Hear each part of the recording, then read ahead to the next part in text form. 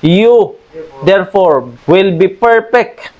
Will be perfect. Sa Amplified Bible na siya. Pero dito sa King James Version, be ye therefore perfect, even as your Father which is in heaven is perfect. Sa may but pasabutan ng perfect. So ato na gisulti ganina na perfect obedience. Faith without work is dead. Ingon dani, he says to everyone, be ye therefore perfect. It is his purpose that man shall stand before him upright and noble, and he will not be defeated. He sent his Son to this world to bear the penalty of sin and to show man how to live a sinless life. Christ is our ideal. He has left a perfect example for childhood, youth, and manhood.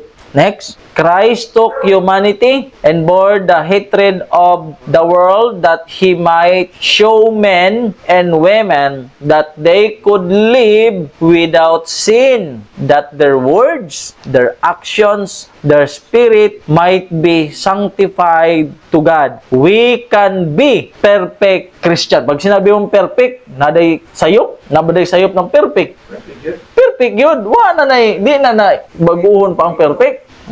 Sa gingon, we can be perfect Christians if we will manifest His power in our lives. When the light of heaven rests upon us continually, we shall represent Christ. It was the righteousness revealed in His life that distinguished Christ from the world and called forth His hatred. So mo nag-ingon, ingon dere, He came to prove that human beings could, through the power of God, live sinless lives. 1 Peter 1:15-16, but as He who called you is holy, you also be holy in all your conduct, because it is written, be holy, for I am holy. Isulti yun sa Ginoo.